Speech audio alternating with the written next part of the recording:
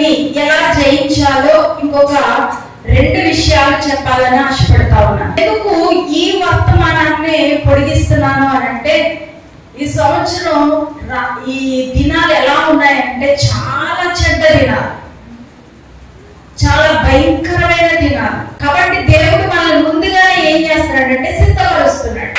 ముందుగా ఎందుకు చెప్తాడు అంటే మనం సిద్ధపడతామని.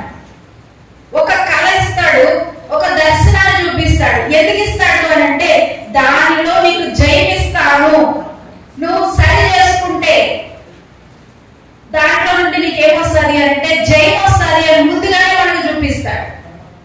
మనకు వచ్చినటువంటి సమస్య ఏమనుకుంటామంటే మనమే తీర్చుకోవాలనుకుంటాం. నాకు కోపం వచ్చింది అనుకోండి, ఎవరి మీద కోపం వచ్చిందో వాళ్ళ మీద ఏం చేస్తాం, వాళ్ళు 2 మాటలు అంటే మనం నేనేమో తక్కువ తిన్నానా అని ఇంకో 10 మాటలు అంటాం.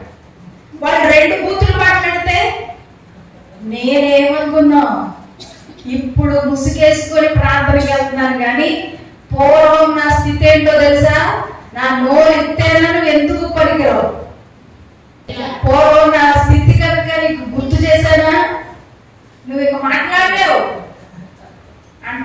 కోపం అంతా వాళ్ళ మీద చూపించుకోవాలనుకుంటాం. మనకి ఏదైనా సమస్యగా ఉంటే వాళ్ళ దగ్గర ఏం చేస్తాం, గెలవాలి అనుకుంటాం. ఇప్పుడు భర్త ఒక 2 మాట్లాడగానే నువ్వు నోరు మూసుకుని ఉంటావా, 10 మాటలు టపటపటపట ఇంకా పూర్తి చేయడం పాపం, ఇంకా పూర్తి చేయకుండానే 10 మాటలు అనేస్తాం. అంటే ఆ వ్యక్తి దగ్గర మనం ఏమని ఆలోచిస్తున్నాం, గెలవాలి అనుకుంటాం. నేనెందుకు ఓడిపోవాలి, నేనెందుకు తగ్గాలి. అన్యుల కన్నా క్రైస్తవులకి ఎక్కువ శోధనలు ఉన్నాయి. ఏ విషయంలో చెప్పండి, ఎవరో చెప్పగలరా? మనకి ఆర్థిక పరంగా శోధనలు వస్తాయి, సమస్యలు వస్తాయి, ఆరోగ్య పరంగా వస్తాయి, కుటుంబ పరంగా వస్తాయి, ఉద్యోగ పరంగా వస్తాయి, ఇంకా అన్ని విషయాల్లో మనకి పోరాటం ఉంది, సమస్యలు ఉన్నాయి. వాళ్ళకి కన్నా మనకి ఇంకొకటి ఎక్కువ ఉంది. ఎవరన్నా చెప్పగలరా? ఆ విషయంలో మనం ప్రతిసారి పోరాటం చేయాలి, పెద్ద పోరాటం. వెరీ గుడ్, చెప్పండి కొట్టండి. అన్యులకి, దేవుని ఎరగని వారికి ఈ సమస్యలన్నీ ఉంటాయి, కానీ దేంట్లో పోరాటం ఉండదు అంటే పరిశుద్ధతలో పోరాటం ఉండదు. కానీ క్రైస్తవులకి ఏముంటుంది అంటే పరిశుద్ధత విషయంలో పోరాటం ఉంటుంది. మనం ఇంకా ధన్యులు, పరిశుద్ధంగా ఉండడం కోసం ఏం చేయాలి, ప్రతిరోజు పోరాటమే మనకి. ఇక్కడ ఒక వ్యక్తి గురించి ఈరోజు చెప్పాలని నేను ఆశపడుతున్నాను. చూడండి, 1 సమూయేలు గ్రంథం. ఆ వ్యక్తి ఎలా జయాన్ని పొందుకున్నాడు 17వ అధ్యాయంలో మనం చూస్తే, అక్కడ ఇశ్రాయేలు ప్రజలంట ప్రతిసారి గెలుస్తా ఉన్నారు. ఎవరు ఓడిపోతున్నారు అంటే ఫిలిస్తీన్లు ఓడిపోతున్నారు. ప్రతిసారి ఓటమి ఎవరికి వస్తుందంటే ఫిలిస్తీన్లకు వస్తుంది. అప్పుడు ఫిలిస్తీన్కి ఎలా ఉంటుంది చెప్పండి, ఎంత కోపం ఉంటుంది. ఇక్కడ ఫిలిస్తీన్లు అస్తమానం ఓడిపోతా ఉంటే వాళ్ళకి చాలా కోపం వచ్చిందంటే ఎవరి మీద అంటే ఇశ్రాయేల్ ప్రజల మీద. మేము ఎందుకు అస్తమానం ఓడిపోతున్నాం, మేము ఎలాగన్నా సరే ఇశ్రాయేల్ ప్రజల మీద జయాన్ని పొందుకోవాలి అని ఆశపడ్డారు. ఏం చేశారు వాళ్ళు అనంటే ఆ యుద్ధం ఎలా చేయాలో ఆ నైపుణ్యత బాగా ప్రాక్టీస్ చేస్తా ఉన్నారు. బలమైనటువంటి యోధులుగా తయారైపోయారు ఫిలిస్తీన్లు. ఒక రోజు ఏం జరిగింది అంటే ఫిలిస్తీన్లు యుద్ధానికి ప్రకటించారు. ఒక కొండ మీద ఇశ్రాయేల్ ప్రజలు ఉన్నారు, ఒక కొండ మీదేమో ఫిలిస్తీన్లు ఉన్నారు. మధ్యలో ఒక పెద్ద లోయ కనబడతా ఉంది. ప్రతిసారి యుద్ధం ఎలా జరుగుతుందో అలాగే జరుగుతుంది అనుకుంటున్నారు ఇశ్రాయేల్ ప్రజలు. వాళ్ళ ఉద్దేశం ఏంటి అంటే ప్రతిసారి మనమే గెలుస్తాం కాబట్టి యుద్ధానికి వాళ్ళు వస్తున్నారు కాబట్టి ఎలా జరుగుతుందో రొటీన్ గా యుద్ధం ఎలా ఉంటుందో అలాగే ఉంటది అని ఆలోచించుకున్నారు. కానీ అక్కడ జరిగిన సంఘటన ఏమిటి అంటే చాలా విచిత్రమైనటువంటి యుద్ధం ప్రకటించారు వాళ్ళు. మామూలు యుద్ధం కాదు. అక్కడ ఒక వ్యక్తి నిలబడ్డాడు ఆ లోయలో. ఆ లోయలో ఒక వ్యక్తి నిలబడి ఏమంటున్నాడంటే ఫిలిస్తీన్ల పక్షంగా నేను యుద్ధానికి వస్తున్నాను. మీలో నుండి ఇశ్రాయేల్ ప్రజల్లో నుండి ఎవరైనా బలవంతులు ఉంటే వాళ్ళు ఒక్కలే రండి, మా ఇద్దరమే యుద్ధం చేస్తాం. ఒకవేళ నేను ఓడిపోతే మా ఫిలిస్తీన్లందరూ మీకు దాసులైపోతారు, ఒకవేళ మీరు ఓడిపోతే ఇశ్రాయేల్ ప్రజలందరూ మాకేమైపోవాలి, దాసులైపోవాలి అంటున్నాడు. అలా ఒక వ్యక్తి కనబడుతున్నాడు.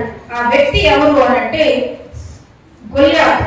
దేవునికి గొల్యాతు చాలా శక్తివంతంగా కనిపిస్తా ఉన్నాడు, చాలా బలమైన వ్యక్తిగా కనిపిస్తా ఉన్నాడు. వాడు వేసుకున్న వస్త్రాలు, వాడి బరువు అవన్నీ రాయబడ్డాయి. అవి చదివితే మనకు చాలా భయం వేస్తుంది. అన్నాడు, నేను ఫిలిస్తీయుడను కానా అంటే వాడు ఫిలిస్తీయుడే, కానీ ఫిలిస్తీయుడను కానా అంటే వేరే తర్జుమాలో ఏమని రాయబడ్డది అంటే నా అంతటి బలవంతుడు ఇంకొకడు లేడు. ఏమని చెప్తున్నాడు వాడు? నా అంత బలవంతుడు ఇంకొకడు లేడు, నేనే బలమైన వ్యక్తిని అని. మరలా ఇంకా ఏమంటాడంటే నేను ఇశ్రాయేలు దేవుణ్ణి తృణీకరిస్తున్నాను అంటూ అని చాలా విచిత్రంగా మాట్లాడుతా ఉన్నాడు. ఎన్ని రోజులు అనౌన్స్మెంట్ చేశాడంటే 40 రోజులు. చూడండి ఎంత విచిత్రంగా ఉంది యుద్ధం. ఇశ్రాయేల్ ప్రజలకి ఇప్పుడు ఏమైపోయిందంటే భయం పట్టుకుంది, మనం గెలవలేం. ఎందుకు అంటే ఫిలిస్తీన్లో ఉన్న వ్యక్తి ఎంత బలంగా ఉన్నాడో ఎదురుగుండా కనబడుతున్నాడు. వీళ్ళేమో చాలా బలహీనంగా ఉన్నారు, యుద్ధ నైపుణ్యం వచ్చిన వాళ్ళే, కానీ వీళ్ళ యొక్క శక్తి చాలా తక్కువగా కనిపిస్తా ఉంది. ఈ దావీదు గురించి మనం ఆలోచన చేస్తే, దావీదంట యెష్షై కుమారుడు. అయితే యెష్షైకి ఎంతమంది పిల్లలు అంటే 8 మంది పిల్లలు. పైన ఉన్నటువంటి 3 అన్నయ్యలు, పెద్ద కుమారులు 3 ఎక్కడున్నారు అంటే సైన్యంలో ఉన్నారు, ఇశ్రాయేలు యొక్క సైన్యంలో ఉన్నారు. వాళ్ళకి యుద్ధం చేయడం వచ్చు, కానీ దావీదుకి ఏమొచ్చు అంటే యుద్ధం రాదు. వీడేమో యెహోవాను తృణీకరిస్తున్నాను, తిరస్కరిస్తున్నాను, నేను ఈ ఫిలిస్తీన్ల పక్షంగా నిలబడ్డాను, నా అంత బలవంతుడు లేడు అని మాట్లాడుతా ఉంటే ఈ దావీదుకి చాలా కోపం వచ్చింది. మొత్తానికి యుద్ధానికి వెళ్ళాడు దావీదు. యుద్ధంలో దావీదు గెలిచాడు, గొల్యాతు ఓడిపోయాడు. దీనికి కారణం ఏంటి అంటే ఇశ్రాయేల్ ప్రజలు సేవించింది ఎవరిని? ఇశ్రాయేల్ ప్రజల యొక్క దేవుడు ఎవరు? యెహోవా. దావీదు యొక్క దేవుడు ఎవరు? మరి ఇద్దరు దేవుడు ఒక్కలే కదా. ఎందుకు ఇశ్రాయేల్ ప్రజలు జయించలేకపోయారు? దావీదు ఎందుకు జయించగలిగాడు? పోయిన వారం కూడా నేను వాక్యం చెప్తా, నేను ఇదే చెప్పాను, క్రైస్తవులందరికీ యుద్ధం రాదు. క్రైస్తవులకి అందరికీ కూడా పోరాటం ఉంది, కానీ అందరూ పోరాటంలో ఏం చేయలేకపోతున్నారు, జయాన్ని పొందుకోలేకపోతున్నారు. దానికి కారణం ఏంటో చెప్పాను పోయిన వారం. ఈ వారం చెప్తున్నాను, ఇక్కడ యెహోవా సేవిస్తున్న ఇశ్రాయేల్ ప్రజలు, ఇక్కడ దావీదు సేవిస్తున్న యెహోవా, ఇద్దరు ఒకటే. కానీ ఎందుకు ఇశ్రాయేల్ ప్రజలు యుద్ధానికి వెళ్ళలేకపోయారు, గెలవలేకపోయారు? దావీదు ఎందుకు ఒక్కడే వెళ్ళినా గెలవగలిగాడు? ఇక్కడ ఒక విషయాన్ని మనం చూద్దాం. చూడండి, మొదటి సమూయేలు గ్రంథం 17వ అధ్యాయం 26వ వచనం. ఇక్కడ దావీదు మానవ పద్ధతి ద్వారా వెళ్ళట్లే. ఈ ఇశ్రాయేల్ ప్రజలందరూ ఏ పద్ధతిని అనుసరిస్తున్నారంటే, ఒక సమస్య వచ్చినప్పుడు మానవ పద్ధతి ద్వారా మనం జయాన్ని పొందుకుంటాం అనేది చాలా ఇదైనటువంటి ఆన్సర్ అది. ఎందుకు అని అంటే, ఇప్పుడు చూడండి, భర్త మీద కోపం వస్తే మనం ఎవరి మీద చూపిస్తున్నాం కోపాన్ని? డైరెక్ట్ గా భర్త మీద చూపిస్తున్నాం, కానీ అది దేవుడు కోరుకునేది కాదు. ఆ భర్త వెనకాల పని చేస్తూ నీకు కోపాన్ని పుట్టిస్తూ నీ ఇంట్లో సమస్యలు రేపుతున్న అపవాదితో పోరాటం చేయాలి. పౌలు అంటాడు కదా, మీరు పోరాడున్నది శరీరులతో కాదు. ఎవరితో పోరాడాలి మనం? ఆకాశ మండలం అందున్న దురాత్మల సమూహాలతో పోరాటం చేయాలి. మన పోరాటం ఎవరి మీద అంటే శరీరంతో కాదు, శరీర సంబంధమైన మనుషులతో కాదు. ఎవరితో పోరాటం చేయాలంటే దాని వెనకాల పనిచేస్తున్న అపవాదితో.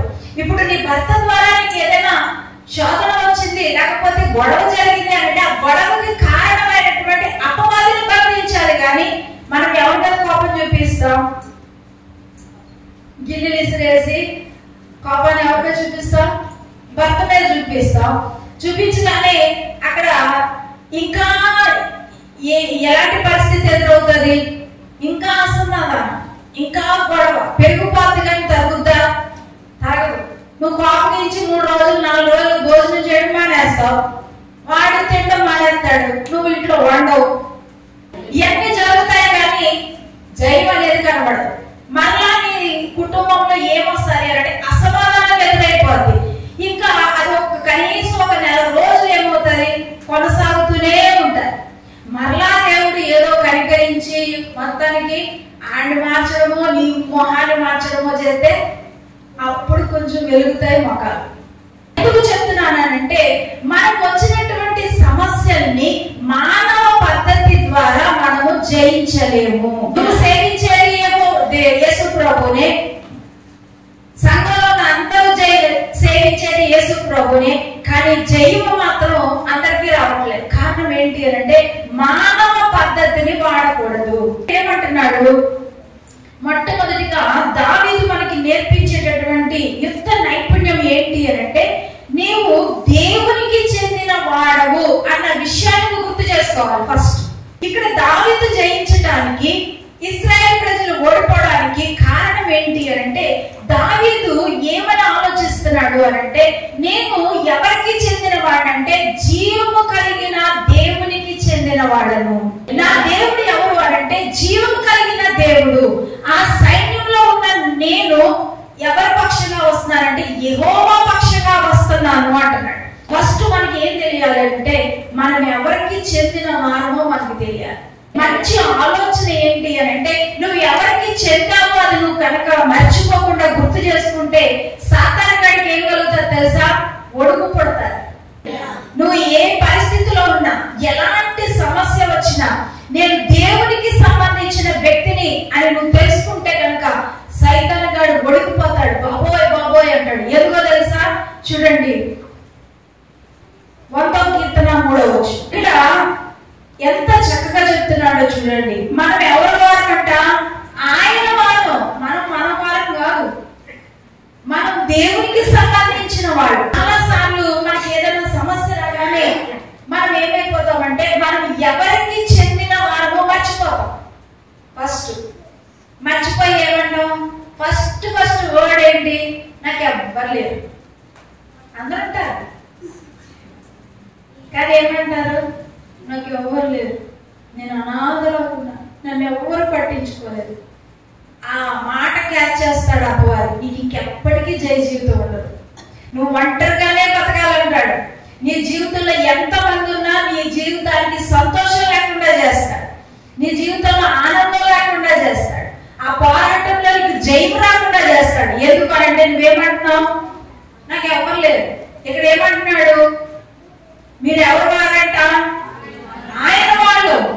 ఆయన మేపు ప్రజలమ్మాను, ఆయన మేపు గొర్రెలమ్మాను సంబంధించిన వాళ్ళమని మనకి తెలిసినప్పుడు ఇక్కడ దావీదు కూడా అంటున్నాడు జీవము కలిగిన దేవుని సైన్యం. నేను ఎవరిని అనంటే నా సైన్యం ఎలాంటిది అంటే జీవం కలిగిన సైన్యం. అది మామూలు సైన్యం కాదు. నువ్వు తిరస్కరిస్తున్న దేవుడు ఎలాంటి దేవుడు అంటే శక్తి కలిగిన దేవుడు, జీవము కలిగిన దేవుడు. అది తెలుసుకున్నప్పుడు నీకు ఏ సమస్య వచ్చినా దేవుడు నాకు పరిష్కారం చూపిస్తాడు. యుద్ధం చేసేది యెహోవాయే అని వెళ్ళాడు. నేను దేవునికి సంబంధించిన వ్యక్తిని, యెహోవా పేరుతో వస్తున్నా. నేను వచ్చేది మామూలు వ్యక్తి గురించి రావట్లే. నా దేవుడు ఎవరు అంటే జీవము కలిగిన దేవుడు అని నిలబడ్డాడు. ఒకవేళ దేవుడు కనుక అక్కడ పని చేయకపోతే ఏమయ్యేది చెప్పండి? దావీదుని ఒక్కరిని చెప్పినట్టు చంపేసేవాడు గొలియాతు. మన దేవుడు ఎవరు? జీవము కలిగిన వాడు. అది తెలిసినప్పుడు నీకు గొలియాతు వచ్చినా, సింహం వచ్చినా, పులి వచ్చినా, పాము వచ్చినా, ఎవరు వచ్చినా కానీ నువ్వేం చేస్తావు? ఏం చేయగలుగుతావు? ధైర్యంగా ఉంటావు. ఇంకొకటి చూడతాం, యెషయా గ్రంథం 43వ అధ్యాయం 1వ వచనం. నేను నిన్ను విమోచించి ఉన్నాను, భయపడకుము, పేరు పెట్టి పిలిచి ఉన్నాను, నీవు నా సొత్తు అని చక్కగా రాస్తున్నాడు. పేరు పెట్టి నిన్ను పిలిచాను, భయపడకు, నువ్వెవరి సొత్తు అంటే నా సొత్తు. నాకు సంబంధించిన వ్యక్తివి కాబట్టి నీకు వచ్చే ప్రతి శోధనలో, ఈ సంవత్సరంలో నువ్వు ఎదుర్కొంటున్న ప్రతి పోరాటంలో, నీకు వచ్చే అనేకమైన ఆపదలో నుండి నేనే నిన్ను విడిపిస్తాను. ఎందుకనంటే నీవెవరి సొత్తు? నా సొత్తు ఇంకొక విషయాన్ని కూడా మనం తెలుసుకోవాలి. నేను దేవుని బిడ్డని అని నువ్వు చక్కగా నిలబడి దావీదులాగా గొల్యాతు ముందు నుంచున్నావు అనుకో, పాపంతో ఉండి దేవునికి విరుద్ధంగా జీవిస్తూ పాపం చేస్తూ నీతిగా జీవించకుండా పరిశుద్ధత లేకుండా పాపాన్ని నీ హృదయంలో పెట్టుకొని నువ్వు గొల్యాతు ముందు నిలబడితే యుద్ధం యెహోవా చెయ్యడు. నువ్వు దేవుని బిడ్డవే. ఎప్పుడు దేవుని బిడ్డ అవుతావు తెలుసా? ఎప్పుడు నువ్వు నా సొత్తు అంటాడో తెలుసా? నువ్వు ఆయన ప్రకారంగా జీవించినప్పుడు, నువ్వు పాపం లేకుండా ఉన్నప్పుడు, పాపంతో చేసిన ప్రార్థన దేవుడు విండదు. పాపి ప్రార్థన వెంటంట. క్రైస్తవులు జయ జీవితాన్ని జీవించలేకపోవడానికి కారణం ఏంటి అని అంటే, నేను దేవుని బిడ్డను కదా, దేవుడు అన్ని చూసుకుంటాడు కదా, అనేకమైన ఆపదల్లో నుండి ఆయనే విడిపిస్తానన్నాడు. ఎందుకు విడిపించలేదు అంటారు. ఎందుకు విడిపించలేదు అంటే, నీలో పాపం ఉంది కాబట్టి ఆయన విడిపించట్లేదు. వాగ్దానం చేశాడు అని అంటే ఆ వాగ్దానం వెనకాల ఇంకొక మాట కూడా యాడ్ చేస్తాడు. ఖచ్చితంగా దాన్ని కూడా మనం పాటించాలి. ఈరోజు మన జీవితంలో వచ్చే పోరాటాలను నువ్వు జయించాలి అని అంటే నీలో ఏముండకూడదు, పాపం ఉండకుండా నువ్వు దేవుని బిడ్డగా నువ్వు నిలబడితే ఖచ్చితంగా దేవుడు నీ పక్షంగా యుద్ధం చేస్తాడు. ఇప్పుడు చూడండి, ఒక కోడి ఉంది. అది చక్కగా కొన్ని పిల్లల్ని పెట్టింది. ఆ కోడి అన్నదంట ప్రతిరోజు చెప్తుందంట, నేను చాలా శక్తివంతమైన తల్లినే, నేను చాలా మందిని కొట్టాను, నా నోరు చాలా పెద్దది, నేను ఎంత బలమైన దానో తెలుసా అని పిల్లలకి బోధిస్తా ఉంది. తర్వాత అందంట, నా దగ్గర నుంచి మీరు ఏమనకూడదు, దూరంగా వెళ్తే కనుక శత్రువు తీసి తినేస్తుంది, కాబట్టి మీరు ఏం చేయండి, నా రెక్కల దగ్గరే ఉండండి అని చెప్పిందంట. ప్రతిరోజు చెప్తుంది, గొల్యాతు చెప్పినట్టే.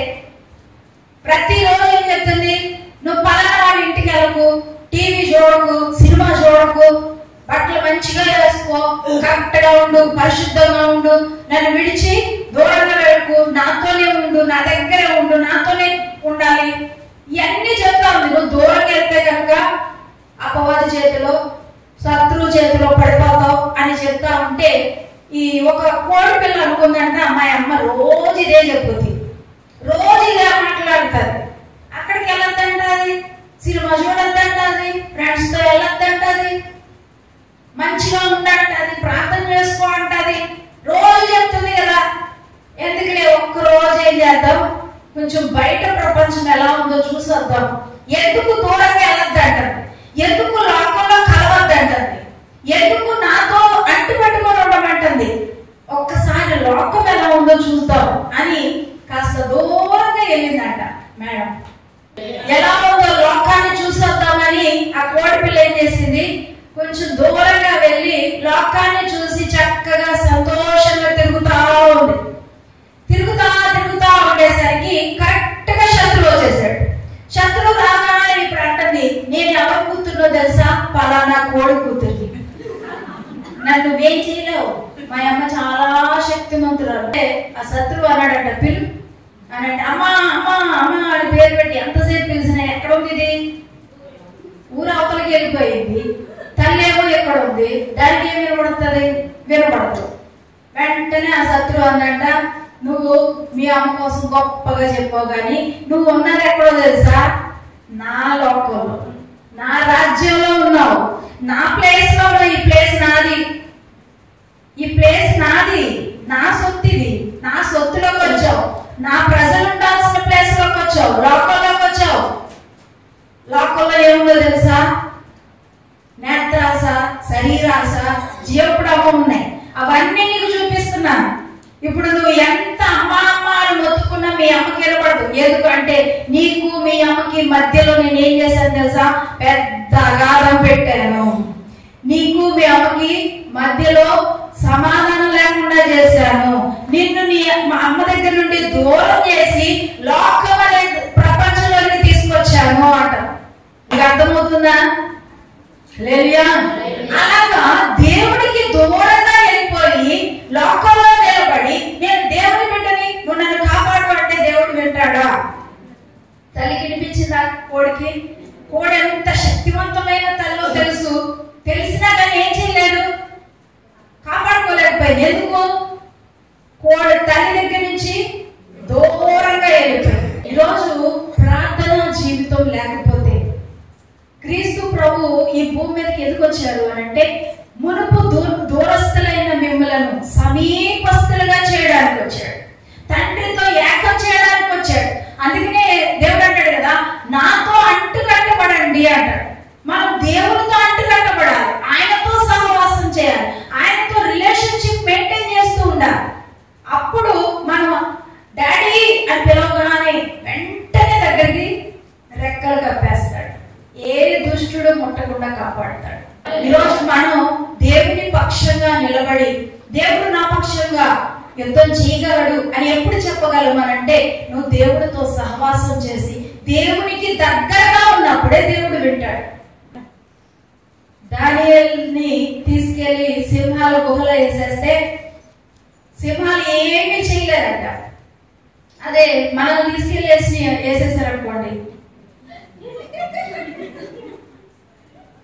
నేను దానియేలంత గొప్ప ప్రార్థనా పరుడాలని, నా అంత ప్రార్థనా పరులేదు, చేసేదేమో 3 ముక్కల ప్రార్థన. చేసే ప్రార్థన అంతా ఏంటి మంది? 3 ముక్కల ప్రార్థనే. ఉదయం లేవటం చిన్న ప్రార్థన, యెహోవా నాకు ఆత్రం నీకు స్తోత్రం, అయిపోయింది ప్రార్థన. ఉదయం మధ్యాహ్నం వస్తాం, మధ్యాహ్నం ఏం ప్రార్థన? ఏం ప్రార్థన? ఆహారం ఇచ్చో నీకు వందనాలు. రాత్రి ఏమో అన్ని దోతలు చుట్టూ పెట్టాయి, నేను ఏం చేశాను, పగలంతా పాపం చేశాను ప్రభా, ఏం గుర్తు చేసుకోకు, నువ్వు మర్చిపోయే దేవుడివి, సముద్రపు అగాధంలో పడేస్తాను, తిరగల రాయి కట్టి మరి పడేస్తావు, నేను తీయను బయటికి, నేను అస్సలు గుర్తు చేసుకోను ప్రభా నా పాపాన్ని, నువ్వు కూడా గుర్తు చేసుకోకు. మళ్ళీ రాత్రి అంతా నాకు కాపలాగాలి, మళ్ళీ పొద్దున్న మళ్ళీ మామూలే.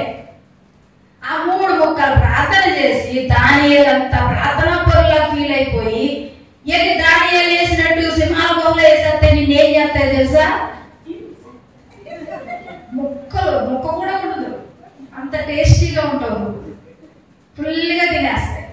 మన ప్రార్థనా జీవితం చాలా తక్కువ. అందుకనే దేవుడు అంటున్నాడు, మనం గర్వించకూడదనే ఒక మాట దేవుడు చెప్తున్నాడు. మీ నీతి క్రియలు దేవుని ఎదుట ఎలా ఉన్నాయంట?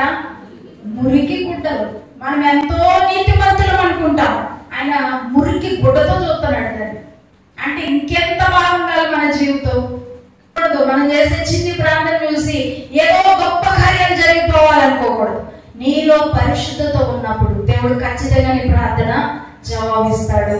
ఒకటి చెప్పి ముగిస్తా చూడండి. నిర్గమాకాండం 11వ అధ్యాయం 16వ వచనం. బాహుబలము చేత యెహోవా మనలను ఐగుప్తులో నుండి బయటికి రప్పించెను గనుక ఆ సంగతి నీ చేతి మీద సూచనగాను నీ కన్నుల మధ్య లలాట పత్రికగాను ఉండవలెను. ఇక్కడ యెహోవా ఆ ఇశ్రాయేలు ప్రజలకు చేసినటువంటి ఉపకారాలు, ఆయన ఐగుప్తులో నుండి ఈ ఇశ్రాయేలు ప్రజల్ని నడిపించినప్పుడు చాలా ఆశ్చర్య కార్యాలు, అద్భుత కార్యాలు, అనేకమైన ఉపకారాలు చేసుకుంటా తీసుకొచ్చాడంట. అక్కడ అంటున్నాడు అవన్నీ ఏం చేయాలంట? రాసుకోండి అంటున్నాడు దేవుడు. మొట్టమొదటి దావీదు నేర్పించిన యుద్ధ నైపుణ్యం యొక్క సూత్రం మొదటిది ఏంటి అని అంటే నువ్వు దేవునికి సంబంధించిన వ్యక్తివి. రెండవది ఏం చెప్తున్నాడు అని అంటే దేవుడు చేసినటువంటి ఉపకారాలను జ్ఞాపకం చేసుకోవాలి. చూడండి, అక్కడ కింద చదివిన మొదటి సమూయేలు గ్రంథం 17వ అధ్యాయం ఒకసారి తీయండి, 34వ వచనం. ఇక్కడ దావీదు చేసినటువంటి ఆ యుద్ధంలో ఉన్నటువంటి నైపుణ్యత, ఎలాగా దావీదు గొలియాతుని జయించాడు అంటే రెండవ కారణం ఏంటి అని అంటే దేవుడు చేసినటువంటి ఉపకారాలను ఏం చేస్తున్నాడంట? జ్ఞాపకం చేసుకుంటున్నాడు. నేను పొలంలో ఉండి నేను గొర్రెలు కాస్తా ఉంటే సింహం వచ్చింది, ఎలుగుబంటి వచ్చింది, వాటన్నిటి నుండి దేవుడు నన్ను విడిపించాడు, వాటి నుండి నేను వాటిని చంపేశాను. అయితే ఈ సున్నతి లేని వాడు, ఈ అన్యజనుడు, ఈ ఫిలిస్తీయుడిని కూడా నేను దానిలో ఒకదాని వలె చేయగలను. ఎప్పుడు మనకి ధైర్యం వస్తుంది? రెండవది ఏంటి చెప్తున్నాడు అంటే దేవుడు చేసిన ఉపకారాలను జ్ఞాపకం చేస్తాడు. అందుకే దావీదు అంటాడు, నువ్వు చేసిన ఉపకారాలను దేనిని మరవకూడదు, నా ప్రాణమా ఏది మర్చిపోకు. ఎందుకు మర్చిపోవద్దు అంటున్నాడు అంటే నీకు వచ్చే పోరాటంలో దేవుడు చేసిన వాటిని నువ్వు జ్ఞాపకం చేసుకున్నప్పుడు నీకు ఎలాంటి భయంకరమైన స్థితి వచ్చినా దేవుడు నన్ను విడుదల పరచగలడు. వాటిలో నుండి విడుదల పరచిన అదే దేవుడు నన్ను ఈ సమస్యల నుండి కూడా విడుదల పరచగలడు. కళ్ళ ముందు మనకి ఏం కనపడాలంటే చేసిన ఉపకారాలన్నీ కనపడతా ఉండాలి, లేకపోతే మర్చిపోతాం. 3.5 రోజులు పాట పాడిందంట ఎవరో మిరియం. ఏమని? దేవుడు చేసిన ఉపకారం గురించి 3.5 రోజులు పాటలు పాడుకుంటా తిరిగింది. తర్వాత ఏమైందో చూద్దాం. ఎన్ని మేలు చేసినా ఈరోజు మనం ఏమంటామంటే దేవుడు నాకు ఏం చేశాడు, నా కళ్ళ ముందు మళ్ళా అవన్నీ కనపడితేనే కానీ గుర్తురావు. ఏం చేశాడు? ఏం చేయలేదు. 3.5 రోజులు పాట పాడింది. తర్వాత ఏం జరిగింది అంటే చూడండి 78వ కీర్తన 11వ వచనం. క్రియలను ఆయన వారికి చూపిన తన ఆశ్చర్య క్రియలను వారు మరచిపోయిరి. 3.5 రోజులు పాట పాడింది, స్తోత్రం స్తోత్రం అంది. తర్వాత ఏమైందంట? మరచిపోయిరి.